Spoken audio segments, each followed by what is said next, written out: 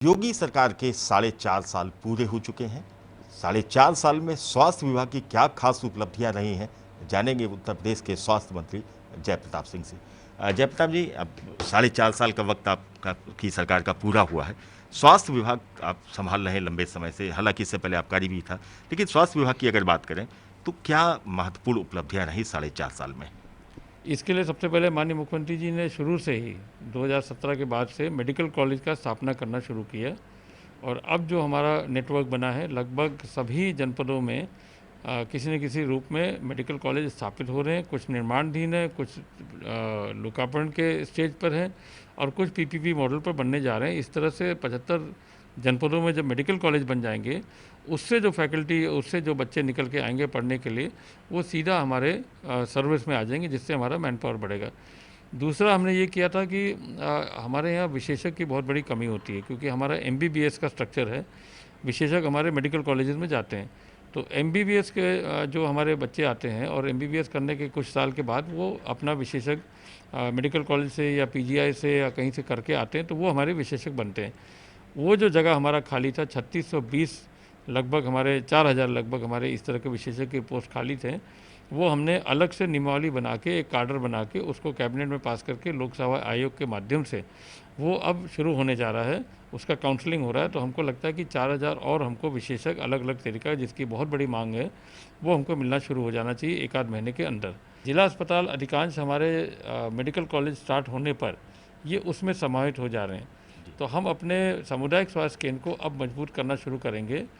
FRU, जो first referral unit कहते हैं, एफआरयू स्टेटस देने के बाद वहाँ पर डिलीवरीज बढ़ाएंगे, वहाँ पर डिजिटल एक्सरे रखेंगे, वहाँ पर हम अल्ट्रासाउंड करेंगे, रेडियोलॉजिस्ट पोस्ट करेंगे, विशेषज्ञ पोस्ट करेंगे। और टीकाकरण से लेके और सभी तरह का जो हमारे योजना चलते हैं राष्ट्रीय स्वास्थ्य मिशन के अंतर्गत, वो सब हम उसको पूरा करेंगे। दवाई के लिए एक बहुत बड़ा परिवर्तन हुआ है कि 2018 में ही माननीय मुख्यमंत्री जी ने यूपी मेडिकल सप्लाईज कॉरपोरेशन शुरू किया। उसके माध्यम से सेंट्रलाइज परचेजिंग हम अब करते हैं, मेडिसिन का भी और उपकरण का भी, और मेडिकल कॉलेजेस के लिए भी हम लोग खरीदार करते हैं। तो हमारे हर जनपद में गोडाउन बन रहे हैं, इस समय निर्माणाधीन है या किराए पर लिए गए। वहाँ पर हमारा सेंट्रलाइज परचेसिंग के माध्यम से वहीं पर जाता है। मंडलीय स्तर पर हम एमआरआई स्थापित करने जा रहे हैं। बहुत सारे हमारे जनपदों में सीटी स्कैन लग चुका है पीपीपी मॉडल पर। लगभग हमको लगता है कि कम से कम 52 मेडिकल कॉलेज, 52 जिला चिकित्सालय में हमारे सीटी लग गया है। उसके बाद हमारे क्या बोलते हैं, डायलिसिस के यूनिट 48 जनपदों में डायलिसिस की यूनिट लग गए हैं पीपीपी मॉडल पर, वो चल रहा है। और डिजिटल एक्सरे भी हमने सभी जनपद अस्पतालों पर लगा दिया है। यानी कि आपके मुताबिक बहुत सारे काम हुए हैं, सारे जो डिस्ट्रिक्ट हॉस्पिटल्स हैं वो मेडिकल कॉलेज में कन्वर्ट हो चुके हैं या होने की कगार पर है, जिसका कुछ ही दिनों में प्रधानमंत्री महोदय को भी लोकार्पण करने के लिए आना है। और इसके साथ ही मंत्री जी ये जानना चाहेंगे कि 4.5 साल की उपलब्धियां आपने बताई कि किस तरीके से काम किया गया है और डॉक्टर्स की भर्ती की गई है, पीएससी सीएससी में सीटी स्कैन आया है, डायलिसिस पीपी मोड पर काम कर रहे हैं। लास्ट के जो 6 महीने बचे हैं उसके लिए क्या योजना है आपके पास, क्या और करने जा रहे हैं स्वास्थ्य के क्षेत्र में उत्तर प्रदेश में? देखिए, हमारे योजना जो केंद्र सरकार से सहायतित होते हैं या हमारे अपने योजना होते हैं, तो वो लगातार चलते रहते हैं। उसमें लास्ट में 6 महीना कहेंगे या लगातार चलेंगे या ओवरलैप करके फिर अगली सरकार जब बनेगी तो उसमें भी वो चलते रहेंगे। तो हमारा फोकस उसी पर है कि बेहतर चिकित्सा सुविधा हम नीचे स्तर पर तभी दे पाएंगे जब हमारे डॉक्टर्स उपलब्ध होंगे, मैन पावर पूरी तरह से, जब हमारा लैब्स, हमारा जो नए लैब्स हम बनाने जा रहे हैं, नए लैब भी सीएचसी लेवल पर करके उसको हम कनेक्ट करेंगे प्राथमिक उस पर स्वास्थ्य केंद्र पर।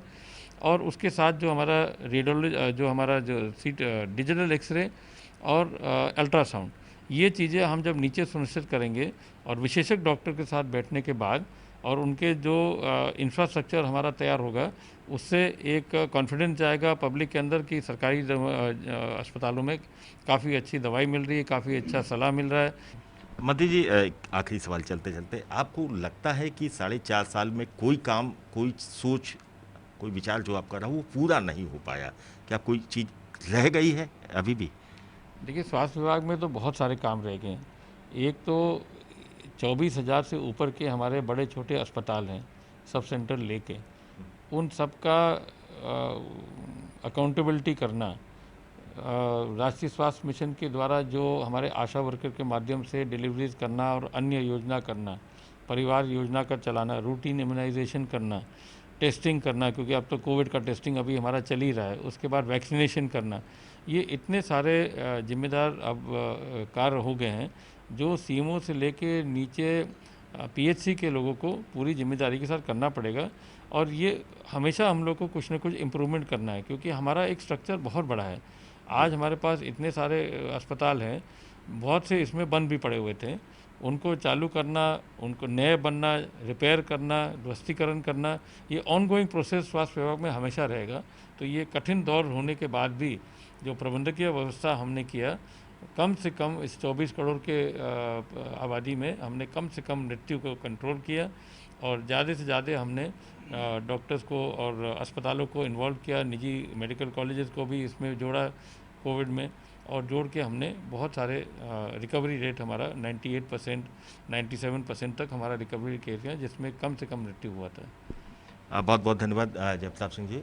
बता रहे हैं कि किस तरीके से 4.5 साल में प्रदेश के स्वास्थ्य विभाग में अमूलचूल परिवर्तन किए गए, डॉक्टर्स की तैनाती की गई, जिले में पीएचसी सीएचसी को हाईटेक किया गया है, डायलिसिस से लेकर सीटी स्कैन की सुविधा दी गई है।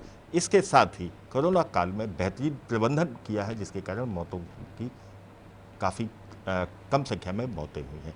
साथ ही आने वाले 6 महीनों में बहुत सारे जो केंद्र सरकार के साथ प्रोजेक्ट चल रहे हैं उनको पूरा किया जाना है। गांव के व्यक्ति को निकटतम अस्पताल में वेलनेस सेंटर पर सारी सुविधाएं मिल जाएं, इसके लिए स्वास्थ्य विभाग निरंतर प्रयास कर रहा है। समय के लिए लखनऊ से कैमरामैन तीर्थंकर गुहा के साथ आलोक गुप्ता।